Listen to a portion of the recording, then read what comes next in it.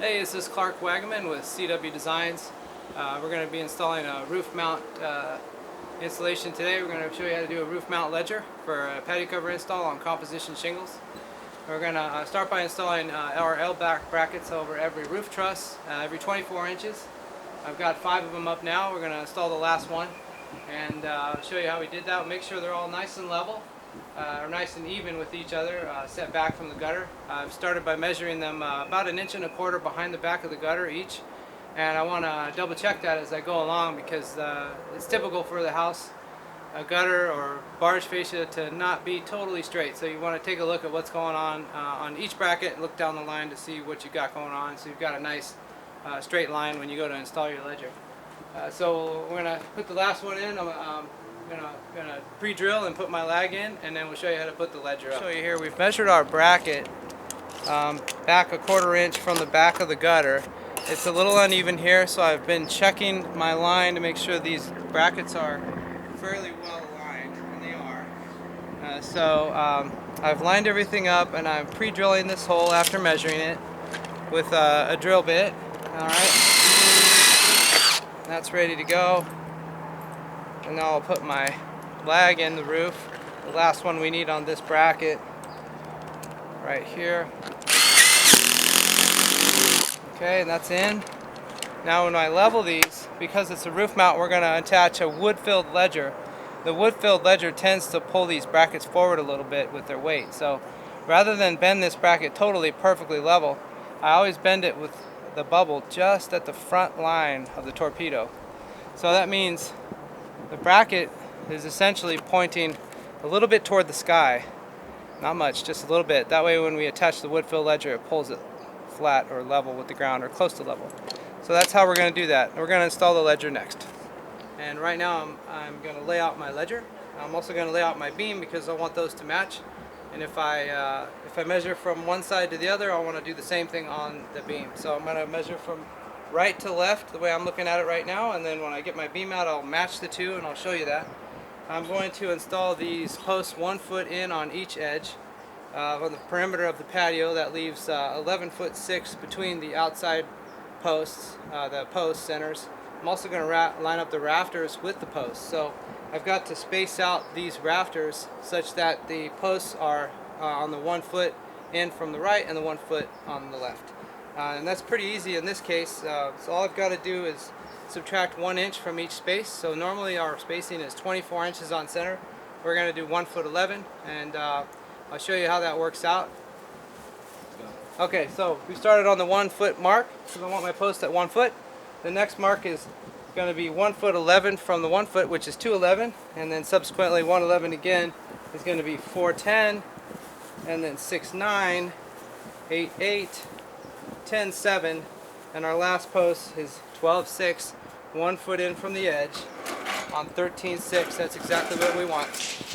And now that I've got that, I'm going to go ahead and draw a straight line all the way down on my mark, and I'll go down this entire ledger and just mark, put a nice solid line all the way across the ledger, and that's laid out so I can install my brackets and caps on that. I'm going to get the beam out and do the same layout on that, and we'll show you that in just a sec here. Okay, so we're installing our brackets on our roof mount, and I've got the first 5 installed. I'm going to install this one. We've drawn our line on the ledger. I'm going to take the bracket and line it up and put that line in the center of the bracket as best I can, and I'm going to leave about 1/8 of an inch to, from the bracket to the top of the ledger, and I'm going to go ahead and tag that right there and screw it in. There we go. Now they're all ready to go, tagged in line. Take my speed square. I'm going to line the bracket up with the speed square and put a second screw in to hold that in place, squared up. So I'm going to go all the way down the line and install all these brackets lined up, and I'll add screws after I'm done with that. The last part of the ledger, we're going to install our bevel cap on the end of our ledger, and that's easy enough, pretty self-explanatory. We're just going to slide that on the end, make sure it's installed all the way onto the metal so you don't see any gaps. Then we're going to tag 1 screw nice and centered on the bottom, and then 1 screw on the top to hold it in place so it doesn't fall off. Okay, we're going to install the ledger on the roof here. I'm going to line this ledger up by measuring from my starting point to my center bracket so I can hold it up. I am by myself today. So I'm going to run the tape over to where I want the ledger to start / stop and measure to my bracket here. I've got looks like 86 and a half inches. So I'll go ahead and transpose that onto my ledger here, and I'll line that up behind my bracket and screw that into the line, which should line me up nicely. I'll do that and then I'll get down and double check it. So I've got one lag bolt in the center and one lag bolt on the right side, and I just want to align it with my eye, because if I use my torpedo level, it'll be level, but in all likelihood the house is not, the house roof is almost always not totally level. So it's way better to get down and have a look at it and align it with your eyes. So that's what we're doing right now. I want to align it and move it until we like it, and then we'll go ahead and lag it all in completely. Tell me what you think. We're going to build our beam now. We've done our layout. Like I mentioned earlier, all we did is match the beam with the ledger we've already installed. So before we installed the ledger, we matched the lines on the ledger with the lines on the beam on the top here. And that's on this side where our rafters go. So these brackets coordinate with those brackets on the ledger. These are outside brackets, those are inside brackets. So from right to left, they all match exactly the same. So when we go and install it, everything will be aligned perfectly. And so my post being on the first and last marking, or bracket in this case, all I did before I installed my bracket is I transposed the line from the top line down the side of the beam, and then carried that line to the bottom of the beam here on both ends. And that's where I'm going to install the 3x3 inside bracket. I've installed one over there, I'm going to install one here, and all these brackets are installed the same way that we installed the bracket on the roof mount ledger. Okay, we're going to build our post now with our post brackets. This is a pretty easy one. Right now it's calling for 4 evenly spaced screws on each side of the post. I'm going to make sure that I install the bracket opposing the seam in the tube. So right now I have both 3x3s with the seam facing upward. I'm going to spin both of them one time, and then I'll slide my bracket on inside of each one, and I'll install 4 14x3/4 Tech screws evenly spaced on each side right now.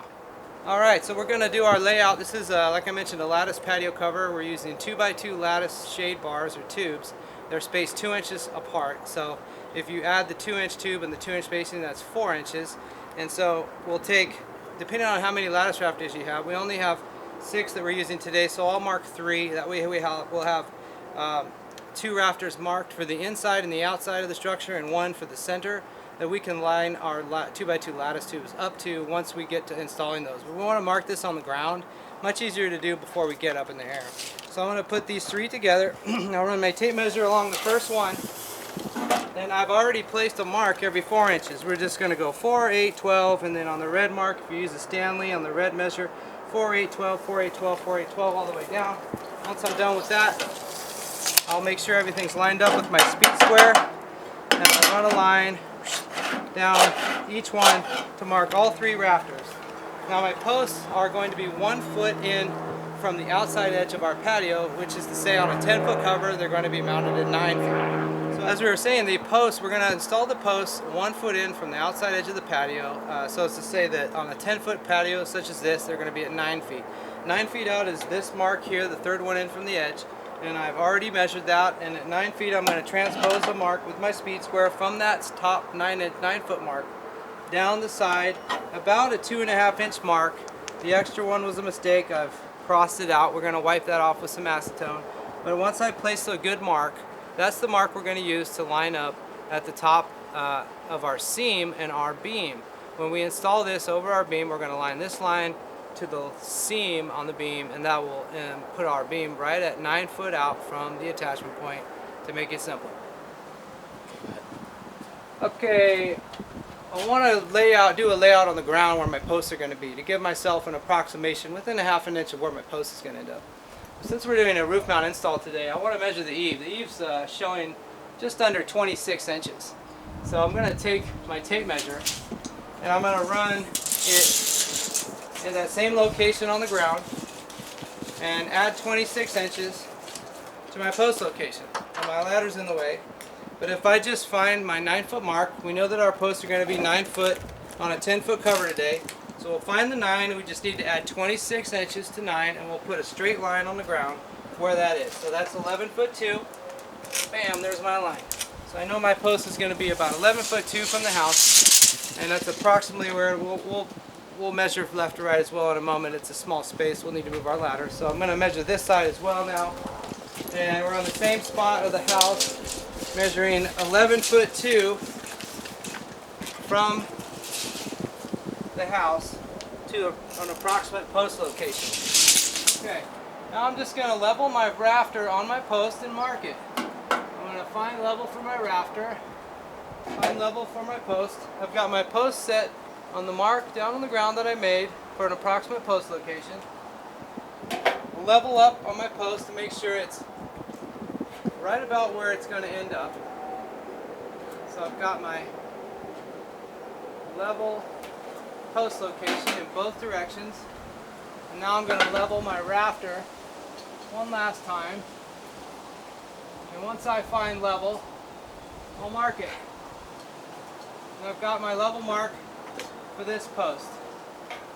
Another good idea is to mark this post, which post it is. In this case I have 2 posts, there's a right and a left. This will be my right post. I'm going to draw an R on this post so I don't confuse them later. Okay, we're going to cut our post down so that we can go ahead and build the patio cover. Now the last shot you saw me leveling the posts. I did level them to the bottom of the rafter, but I don't want to cut them there.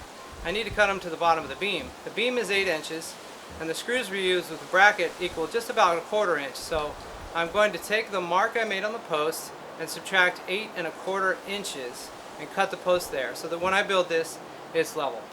So if you've installed the bottom post bracket correctly, all you need to do is line that up with the beam and the beam bracket and you're in good shape. Okay, I've got my post installed on my beam. I've laid the post down attached to the beam, ready to prop up. I also have my number 1 and my number 6 rafter ready to install, set just outside of the structure area. So we can just grab them and go ahead and install them. One there, one there. So we're going to prop it up and we're going to install our first 2 rafters so the structure can stand up while I square it up and install the remaining rafters. Okay, I'm just going to line up those cheater lines, I guess I'll call them, that I put in the rafter earlier right over the top of the seam of this beam. So they're over here on the other side, and I usually will put the mark on the outside of the patio so you don't see it from the inside. And when we're done, we can take some acetone and wipe off the pencil mark anyway. So once I've got that line, the seam and the line I drew lined up, I'll screw it in. Okay, now we've got all of our rafters and beams installed where we want them to be on the structure, so we can move it around and square it up off the house and make sure everything's plumb. I'm going to square up the patio now. We can use our speed square as a cheater just to kind of see where we're at. And it shows that we're pretty close to square. If you want to double check it, just use the 3, 4, 5. Make a mark 3 feet out on your rafter and make a mark 4 foot out on your ledger, and then check to see that they're 5 foot apart in between. If they're further, then you need to move the structure so they're 5 foot. If it's closer or less than 5 foot, then you need to move the structure the other way. Make it 5, 3, 4, 5 in your square. The last thing we do want to do though is we want to go ahead and take a look at it on the house and see if it looks good on the house, because once again we're building on a new patio structure on a lot of times, well, every time, a pre-existing home, old or new. And we want to make sure that new structure looks really nice on that house, which means sometimes square and level is not exactly what we're trying to do.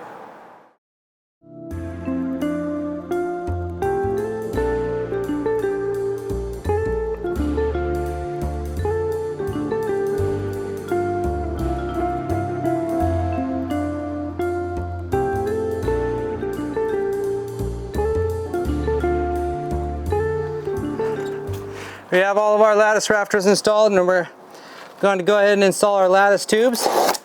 I'll show you how to install these the easy way. That's what I think anyway. I'm sure a lot of people have different ways of doing it, but I'll show you mine right now.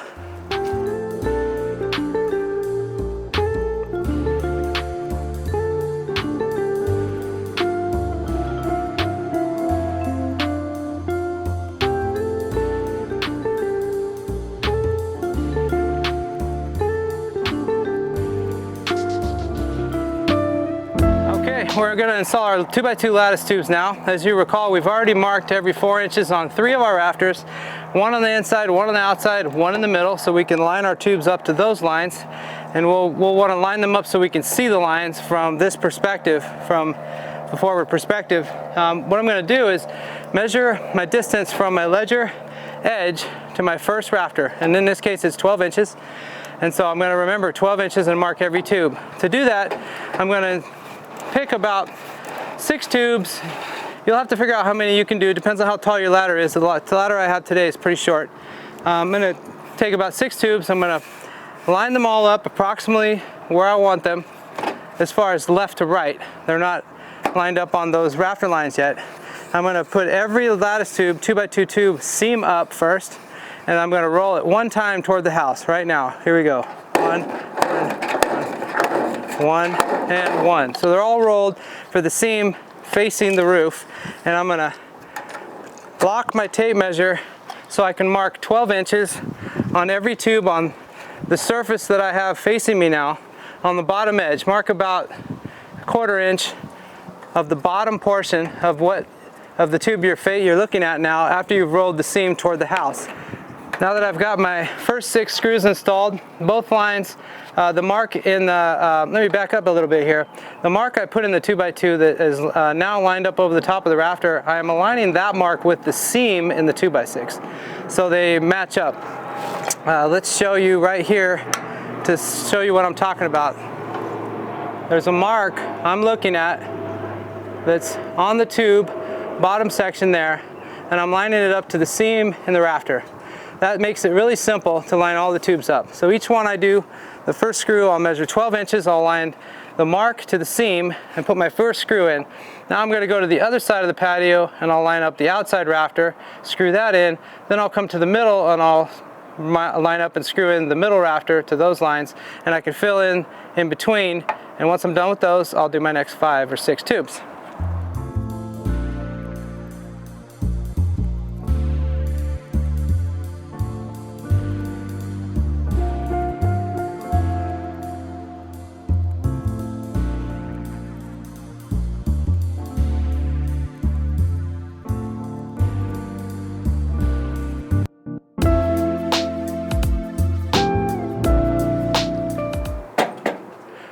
Okay, we've got her framed up now. Now that it's square and framed up and all the lattice tubes are installed, the patio's not going to move. So we're anchored to the house. We're aligned and squared to the house as much as we can be, so it looks really nice. And now I can level the post back down to the ground, the concrete in this case, because the structure is not going to move. So, and when I do that, I've leveled this post, but I'm also going to stand back and I want to take a look at some of the lines on the house, windows, doors, corner walls.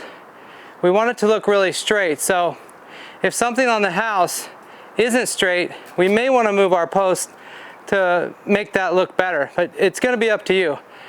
This house has a brick fireplace. If the house itself was, for instance, made of entirely brick, you would have a lot of up and right vertical lines that you may need to adjust the post just so that it doesn't look crooked, because you could install this post level and it would actually look out of plumb because the house behind it doesn't coincide with your installation. So always have a look at what you're doing. And so we're gonna, this one's level, I like it. I'm gonna mark it with two marks on either side of the bracket. 1, 2, and I'll come back through with my roto hammer and I'll install the red heads momentarily.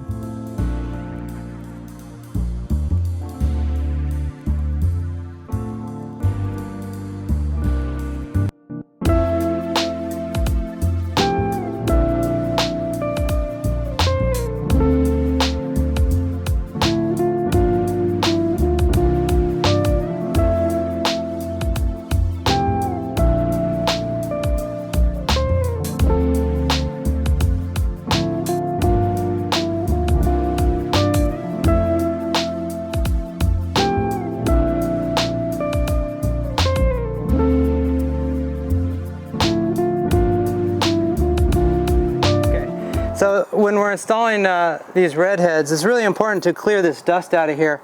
So we're going to want to clear that out with a brush, with your fingers, with a vacuum, and then drill it out 1 or 2 more times. I always do 2 more times to get all the dust out of there. 1, Clear it. One more. Okay, we're nice and clear.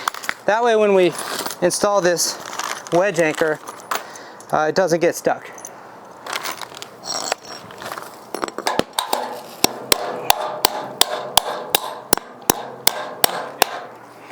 So we're going to measure for our post wraps now. And our post wrap is going to be installed from the ground up to the top of the beam. In this case, it'll also be underneath the first or last rafter. In this case, yeah, underneath the first or last rafter and or the top of the beam, which I'm getting at 111 1/4. I'm going to take 1/4 inch off of that measurement. That way when I cut my post wrap and install my cap, it will fit. In this case, it's a bevel cap, so I will actually take off 1 3/4 inches, but I'm going to confirm that in a second here. So let's measure. I'll go ahead and write down 111 1/4 total, and write that on the post, 111 1/4, and then I'll figure my bevel cap and detract that before I cut my post wrap.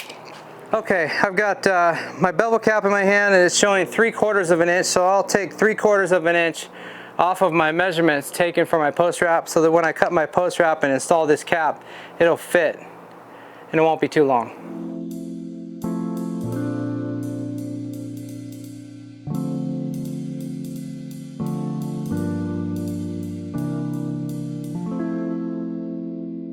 Okay, I'm going to mark for my post wraps here. I've got my marks to where I want to cut them. Now I need to drill out a 5/8 hole every 2 feet up the post wrap, starting at the bottom, and I'll put 6 at the top so that I can screw or lag into my beam correctly. You don't have to install 6, that's typical here in Northern California, but you do need to follow the engineering as per how many lags you need to lag from the post wrap into that top header beam and down the post. So double check that. But what I'm going to do here is I'm going to take a look and find out what's closest to 1 foot from my cut, and that's the 8-foot line. So I'm going to use even numbers to mark my center 5/8 hole. So I'll put a mark at right about center on my post wrap at 8 foot, 6 foot, 4 foot, 2 foot, and then at the top I'll do 6 even holes on the top of my post wrap. We'll show you that as well. Okay, so when I've drilled out these 5/8 holes every 2 feet from the bottom, starting about 1 foot from the bottom up, I stopped short of my top location. I need to drill in 6 5/8 holes at the top where the beam is, where I can screw in the post wrap into the beam. These are set at 2 inches from the top, 4 inches, and 6 inches. After I made my 2 inch, 4 inch, and 6 inch mark, I take my speed square and I line that up to those subsequent marks, and I'll make another mark as a hashtag from the 1.5 to 5 inch mark on my speed square on the 6, 4, and 2 inch marks, and now I've got equally spaced holes for my lags to go from the post wrap into the beam, which is what we're doing now. Alright, when I install my post wrap, I usually hold it on with my knee, and I will align the post wrap from the post, top and bottom. I always use 1 3/4 inches. You can use 1 7/8 or 1 3/4 inches. I personally like 1 3/4. I'll get it set where I like it, hold it, and I'll only drive a screw in the bottom hole location. And I will let that stay there until I'm ready to start screwing in the top. I'll realign the post wrap and work my way down with screws. I'm going to install the second post wrap on the front, and then I'll get a ladder and I'll start on the top, and I'll realign the 1 3/4 inch spacing I talked about. And when I like it, I'll adhere all the rest of my screws. When I do my second post wrap opposite the first post wrap, when it's done, I will measure the 1 3/4, but I will also look at the reveal between the first post wrap and the last post wrap I'm installing on that post to make sure that they're aligned.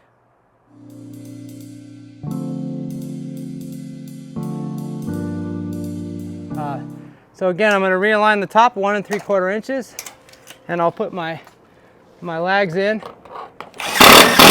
hold it in place. I've got 1 in the bottom, 1 in the top. It's not going to move, so now I can screw in the rest of these and work my way down.